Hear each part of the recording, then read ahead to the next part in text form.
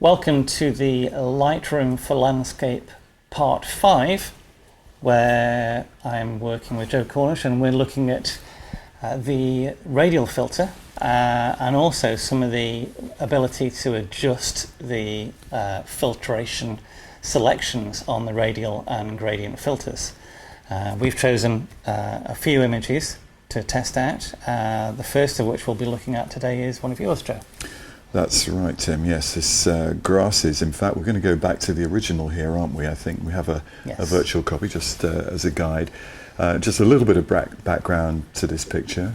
It's made with a Sony A7R and with a third-party 300mm f4 Nikkor lens from about 1952. No, not quite that old, but it's an old lens, let's say.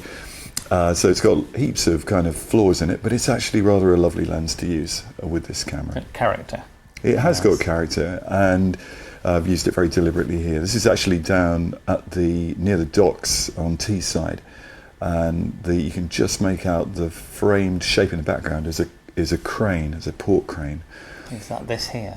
Yeah, the green forms. And I was with a friend, and we were just messing about really. It was all a bit of fun, and there are certain characteristics about this picture that I took several different versions. This is the one that has the best combination of elements, which is why I've chosen it for the demonstration. It's quite a good one to start with for the radial filter. And the first thing I think to say is that the radial filter, in the form it usually appears in Lightroom, if I just highlight it here and we can bring it to the fore, and as always in Lightroom, once you select a local adjustment, a series or a recipe of adjustment comes up immediately below it.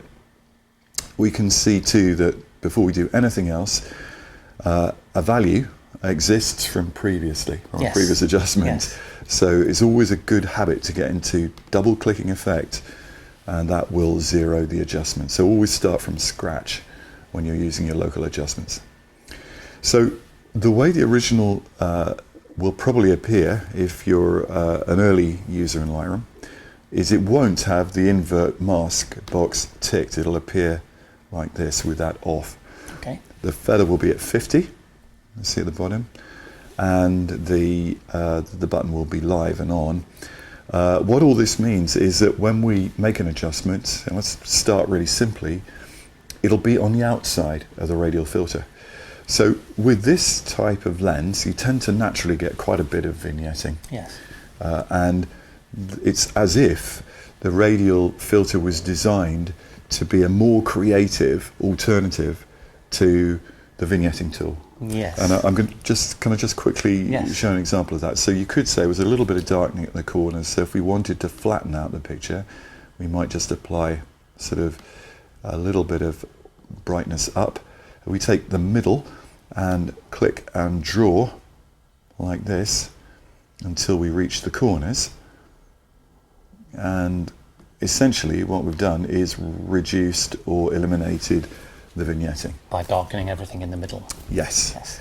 If we click invert mask, the opposite will happen. We've added to the vignette. Exactly. We've actually lightened the middle, and we've left the edge unaffected. I think it's worth too just seeing what happens when you move the feather, because the feather is important. The standard setting of the feather, which is bang in the middle at 50, is very good in most circumstances.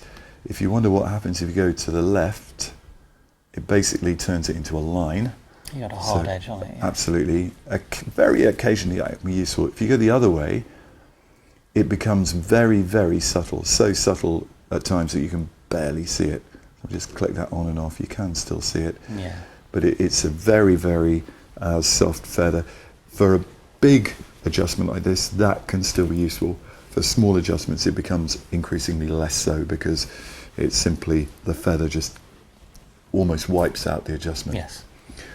Okay, so I personally don't think I want to do this necessarily. I'm quite happy with the vignetting. So we're going to get rid of the adjustment. So just to be clear, you'd leave the feather at 50% most of the time, would you? Good point. Yeah. Good point, well made, yes. So if you're not sure, Yeah, leave it at Reset. 50, double click it.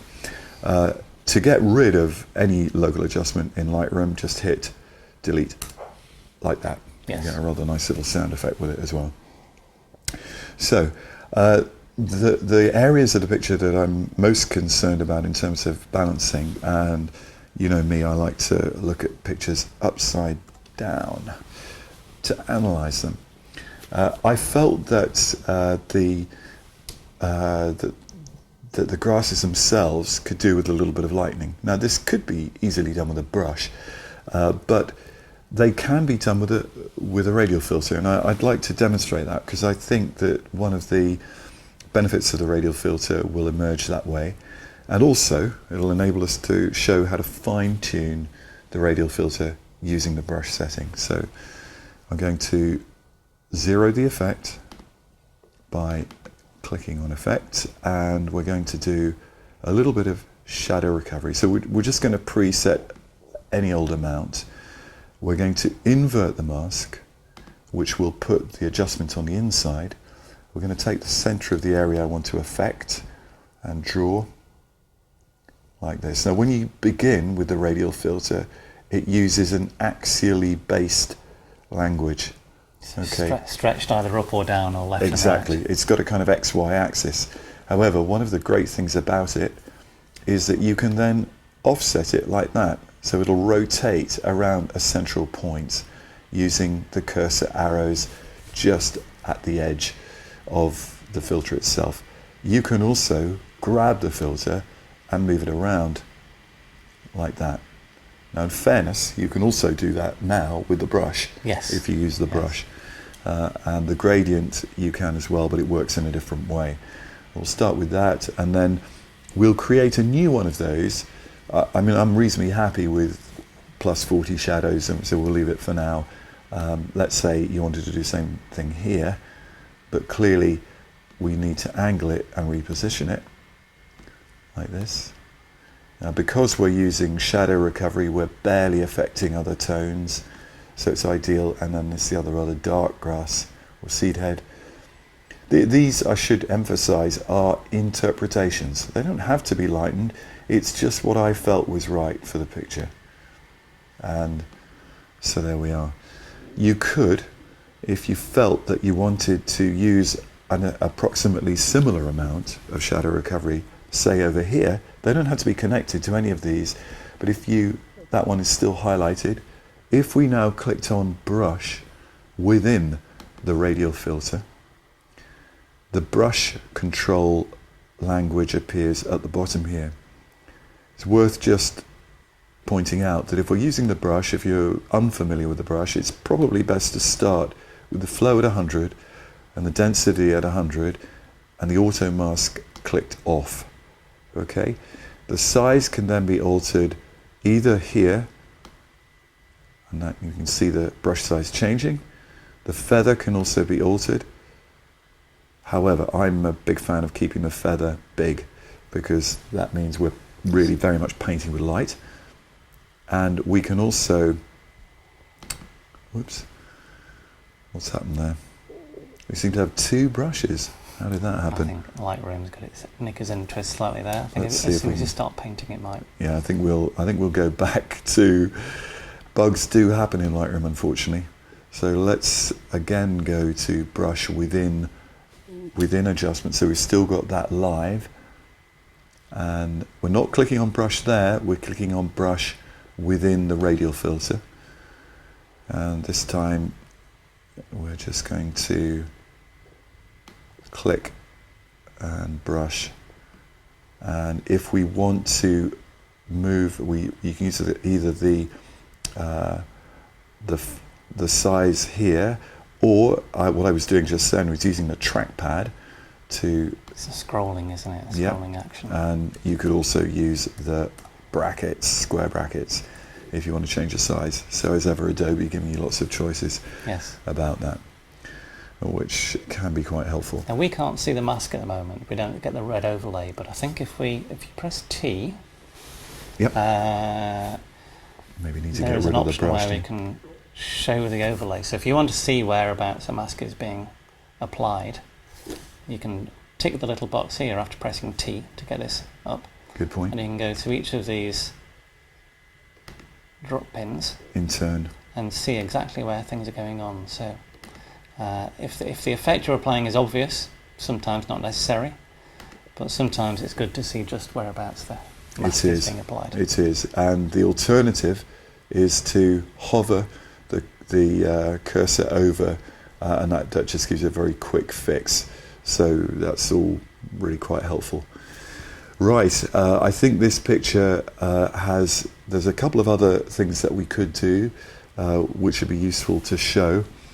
I'm actually going to get rid of that last, or in fact what I'm going to do just to demonstrate this is to show that within the brush you can also use erase, and that also gives you a brush. This time it's a minus. Note that we're still live here, and therefore if you want to brush this area out, well, you can do so like this. So it's actually a very, very handy, very easy to use tool. You might think, well, can't you just do that with a separate brush? Yes, you can, but there are times when it's really convenient just to use an existing value to add or very fine-tune the edge of something. We have a sample of that coming up as well, on a gradient filter rather than a radial. Yeah, we do. In fact, why don't we try this now? So if we're going to use the gradient filter, again we get an effect palette here. We're going to double click the effect, and this time we'll use a slightly different approach of both recovering highlights and slightly lightening shadows. And just for the sake of seeing the effect more clearly, I'm going to add a bit of clarity. And the gradient filter, have we explained this before? If not, I should just quickly review it anyway. Very quickly, let's draw one, see what happens. Okay, so there's a gradient or graduated filter. For those of you who use system filters, it's very easy to understand. And what's happened here is I have a filter that can be shifted around like that on the same perpendicular line just by holding the filter itself. We can tune the filter from the front that way. That's like the feathering effect, isn't it? You're dragging the feather out. Correct. And from the back that way.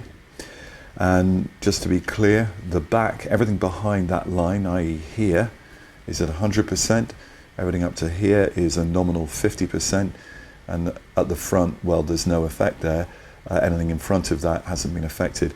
However, if you hover the mouse, you can see that the effect, I said nominal 50%.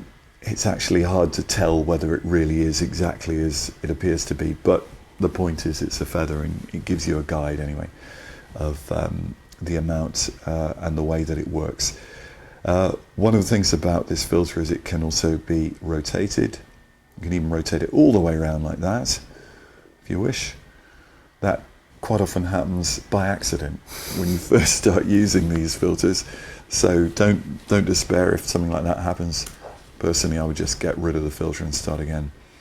So it's not a very strong effect, this filter, so I'm going to increase the effect just to make it really obvious what we're doing. This is going to be completely wrong, but it will have a strong effect. There we are. So by using a lot of clarity and it's made a rather artificial quality we wouldn't necessarily want, but you see how it's increased the definition greatly behind the filter. Why don't we use a bit of, I'll get rid of the shadow recovery actually and use exposure down for the sake of, and perhaps it's not the best example to show this, but just to illustrate the point, we'll grab the brush and add to the effect by brushing in down here. Okay, so that means when we do this highlight, we see that we've added to it. Yes. Equally, we can erase it like that, as much or as little as we want. And we can also tweak the way that we erase or add using flow.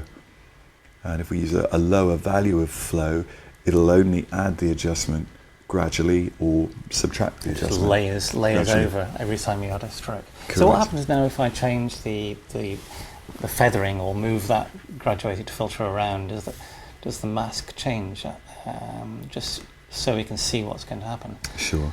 I'm going to go back to the edit and drag out. And you can see I can still adjust that graduated filter now, even though I've got the brushed effect on the right hand side. So this is the advantage to using the brush within the gradient filter. You're allowed to edit the global effect, and you retain all your tweaks to it. It's very, very smart. I must say that's a new one on me. I hadn't seen that before. I've always added or left the brush till the end, as it were. Yeah, that's a nice one. So should we take a look at the other image that we have? I'll turn the mask off. Probably turn that picture the right way up. And put it back around. So there we go. That was the Yeah. effect. I'll take us out of the gradient filter for a moment. Well, this was one of the second filters I think we were looking at. And I'll hide the bars. Yes, this is the beauty of Lightroom. It's very, very easy to fine-tune your workplace to just include the elements that you want to see. So this one we chose because I think it's going to show how the gradient filter can be applied and then areas brushed out. I think it's a much better example in that respect. And also I should say that, rather daringly, I've never looked at this picture for adjustment before. So I hope this works. I'm very, very quick. Bear with me a second, because I'm looking at it and thinking I have to just crop that little bit of vignetting. I think the edge of a system filter had appeared. So I'm just going to take that out. And I'm sure many of you will notice that it's got an unusually blue cast. Yes. And equally, I'm sure a lot of people will realise that that's because I used a stopping filter. And we can see that because it's bright sunlight. A long exposure, click on that, half you a can, second or something. yeah, you can see exactly. So let's just check what the exposure was. And it's 0.6 of a second at f11, so not a particularly small aperture even, but that explains that. So before we get to the gradient filter, do you want to make the global adjustments that you would normally make? would for you this mind? image? Yeah, I'll Yes. feel more comfortable Yes. about it, I think. And just very quickly, because it's worth reviewing some of these techniques, if we look at the white balance to try and get rid of the cast first, it's not a bad thing. Just go to auto to see how Adobe interprets the color straight off, and that's obviously warmed it up, taken a lot of the cast out. However, looking at the temperature, I'd say it's done that in a rather arbitrary way, and in fact, if anything, it's probably put a little bit too much warmth into it.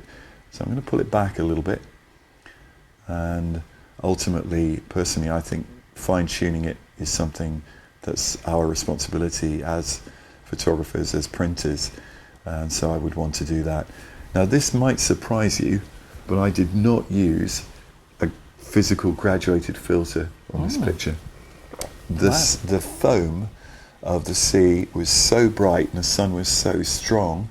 If we look at the image, we can see that by far the brightest part of the image is actually the sea itself. So even the clouds were actually darker than the sunlit sea. Because the instinct would be to say that's been overgraded, but would. It's the nature of the scene. It is. It does suffer from the fact that it's been shot with a 16mm zoom lens. And on that note, the reason I'm scrolling down here is I'd like to take our lens corrections and just do a very quick profile, enable profile correction. Ah, yes. And that's done a good job, not completely corrected the vignetting, but it has taken out quite a bit, and it's certainly corrected the barrel distortion of the lens. And we'll be covering lens corrections in a future video. We will, and perhaps slightly counterintuitively. Well, no, maybe not. I'm just going to take a tiny bit of corner darkening out of it there. Normally, I tend to go the other way, but that's just such an extreme example. That's my intention.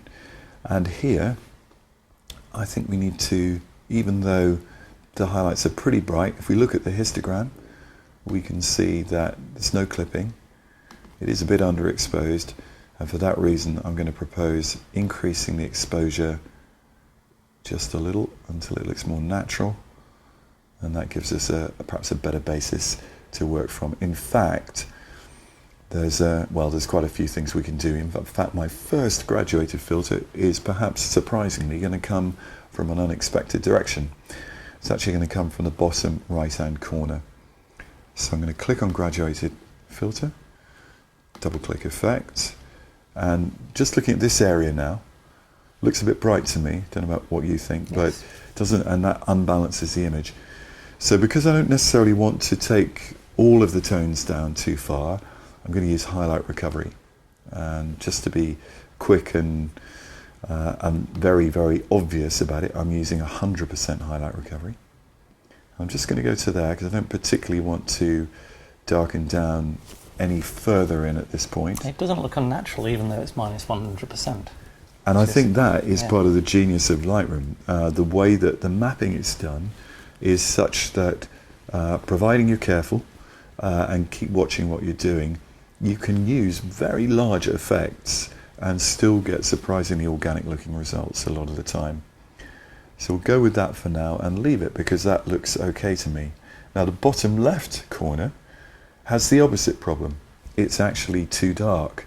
So we're going to click New and double click Effect, and now go Shadow Recovery. I'm not quite so happy with using 100% shadow recovery, so I'm going to start off with a sort of medium amount.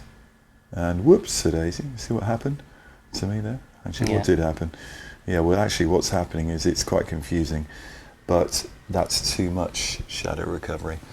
And let me just get rid of that a second. Yes, there's a slight veiling effect.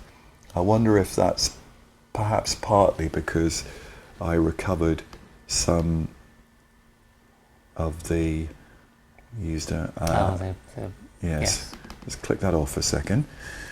Just don't want that confusing the issue at all. So you were applying some fixes for the vignetting and the shadow recovery as well. Yes, and perhaps that was too much. That's That's better. Yeah. Yeah, so immediately it works pretty well. I mean, in fact, this is an ideal opportunity, I think, to push the brush edit quality. So press brush, everything is 100 flow, 100 density, brush size is about right. And if we do that, and that, which is very dark just in there, and now push the shadow recovery up a bit. I quite like to, I don't know if you do this, but I quite like to sort of run the slider up and down a bit and just settle when I feel happy with it. It goes too far on and not enough. And Exactly, yeah, I'm just going to add it in there a little bit too. Okay, so that's good. Now, looking across the image, there's an obvious case for using shadow recovery in here. And it might be worth just quickly doing that using the existing gradient filter, graduated filter. And that, I think, works quite nicely. But in addition to that, we have a little bit more up here, so let's try that too. Use a slightly larger brush. Is that too much? It might be a bit too much, so let's just go Command Z, undo that, and instead go to Flow and come in with a softer approach. so this is, you've got 38%, well, let's say 40% on the flow. So every time you stroke it, you get 40% of the effect applied. Got it. And then Okay. 40% of the remainder, so you can That's super subtle, in fact, keep isn't it? on adding it in. Yeah, okay. Well, that's probably enough, I think, for me on that one. Because my next plan is to use another graduated filter, but this time we're going to work on the sky. So go New, and looking at the sky, the blue to me seems too saturated. I think that might be, why would that be? It could be that I had a polarizer. That could well be one reason. And in the end, we may have to deal with that using a different control in Lightroom, namely HSL. But before we do that, I'm going to try having a certain amount of desaturation and a little bit of lightening. And we're going to do that with a combination of a little bit of shadow recovery and a little bit of exposure up. That might sound like a compromise, but from experience, I'd say that may work. That might be looking too strong. In fact, it is. And so we're going to back off on saturation to a very, very small amount, and also back off on the shadow recovery. And I don't want to lose the intensity or the clarity of the sky, but I just don't want it to look unnaturally blue. So if we move it down, this is all, of course, that desaturation is also affecting everything else underneath the filter, including the landscape, but it's quite a small amount. So looking at that now, I'm thinking, it'll probably require a small amount of fine tuning. So I'm going to do that directly with HSL. So I'm going to recover the saturation. And in fact, what often happens is when you lighten a color, it tends to lose a little bit of saturation anyway. Okay, that's looking a little bit more natural. I go too far and come back, so whoops. Yeah, you can see it's starting to develop a halo, which we don't want, but probably around 0.6 would be right. Sometimes, I don't know about you, but I find that sometimes using the arrows within the numerical field works, and sometimes it works better using the slider. So how do you do it in the numerical field? So if you put the cursor within the number field, you can then slide it. But what happens, you notice that it's just going in steps of 10. Yes. So like that. Oh, so it's bigger changes. Yeah, which sometimes that's convenient, sometimes it's too much. You can also just highlight the whole, it's not doing it now. Let's click outside it. There we are. So we highlight it and you can put in a specific figure. So if I wanted 0.55, let's say, like that, there you are. You can choose a specific figure. You can probably now use the cursor key to adjust it and it will stay within tens. Yes, it does. So anyway, a little detail. Okay, it's looking more natural now overall. One thing I like to do, apart from the invert the picture, which is always good when you're trying to judge balance and energy flow, and also, by the way, just from an analytical point of view, just using the cursor, if you look at that shape there, there's quite a nice little kind of echo of this shape in the profile of the hill, and also it just picks up that shape a little bit here, doesn't it? Now that's a bit of luck, clearly, from the way that the water flowed, but I was conscious of this, looking for forms which echo or reflect one another is all part of the kind of language that I look to use when I'm composing my picture originally. A big part of what was appealing about this scene, by the way, was this fantastic kind of recumbent folding within the geology of the headland. And I would very much like to emphasize that, if I could, in the picture. And the question is, how would I do that? I suppose that hopefully I can still use these localized tools that we're discussing here today to do that. And I think that the greens of the grass, although they're very much part of the scene, I find a little bit distracting. So I'm tempted to say maybe I can, if I could reduce the colours a little bit in there, could I somehow find a way of emphasising, bringing out, if you like, the shape rather than the colour. Yeah.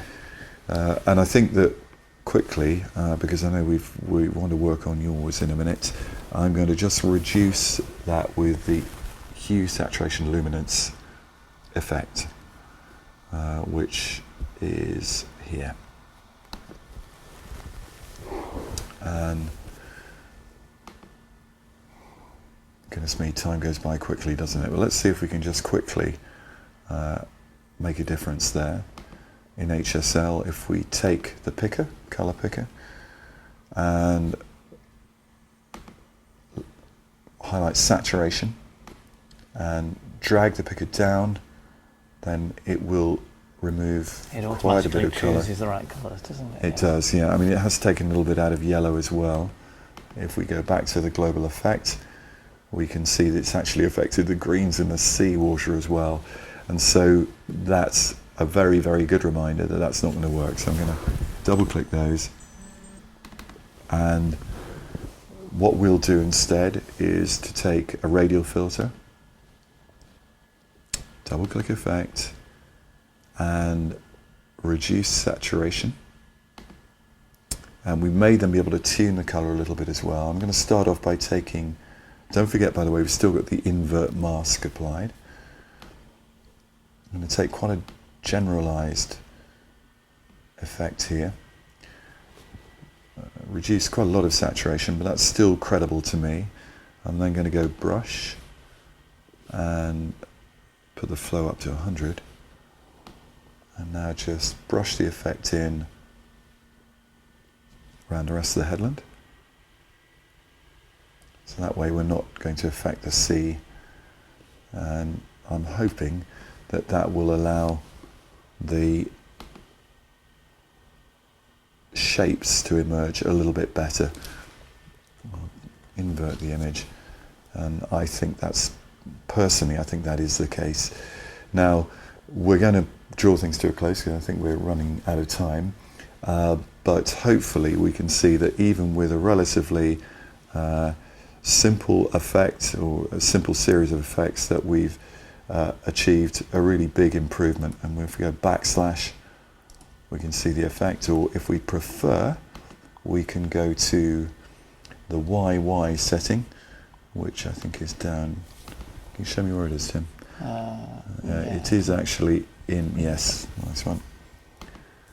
And if we go tabs like that, we can see the original on the left. It's a dramatic difference.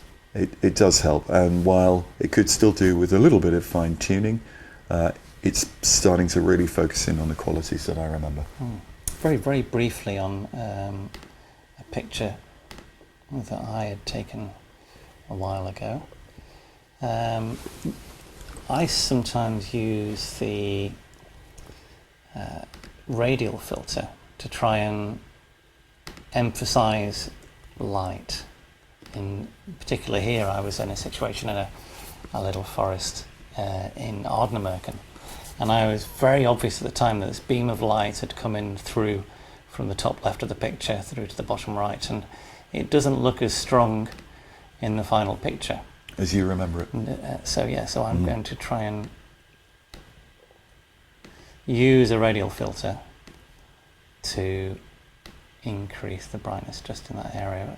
Try and do it as soft as possible, and this might be an area where I increase the feather some more. It's whether I use the exposure. There we go. So all I've done there is to increase the light in a single area of the picture. Let's see if I can switch that on and off. Would you consider using perhaps a tiny bit of extra saturation to perhaps increase the feeling of, and maybe even warm the temperature up a little bit, so just to emphasize there? If I go to here and we try a little bit extra warmth, and a little bit of extra saturation. Saturation's down. The saturation was lost from the previous. This is why I should double click on effect. the effect before you start. There you go. So now we can see the difference that's making. Yeah. We've brought that beam of light back into the picture. Wow. Yeah. Yeah. That has made a massive difference, and that's a very creative use of the filter rather than just a corrective one. Yes. So that's great. We've covered this ability to use a brush on graduated filters, and if I wanted to, I could extend this beam of light by brushing it. I'm doing it very unsubtly at the moment with a 100% flow. Has been introduced in the latest version, so if you don't have this brush effect, it's just an upgrade that you'd be looking for. It is a very useful upgrade. Very useful indeed, yes. Yeah, for the and a nice thing about it, like we said before, is you can choose these graduated radial effects, and I can rotate it and see how that's changing in my picture in real time, which is very different from the brush tool. It is, and I think the way that they have allowed us to move the filters around like that I think it's absolutely wonderful because it does encourage you to think about the image as just in terms of light, the fact that you can sort of zonally, you do everything zonally, and when you use big wide feathers, it's very much about light, and I think that's a key aspect of post-production that perhaps is, we need to remember that it's always about light with photography, at least in terms of the expressive potential of the image, to bring it to life. The darkroom, you had to use light. That was how Yes. it worked. It is true that a lot of digital post-production, because it's based on numbers, quite often you can lose sight of the fact that ultimately it's about light. But I think these tools help to keep us focused on that fact. Yes, indeed. Thank you very much. Thank you.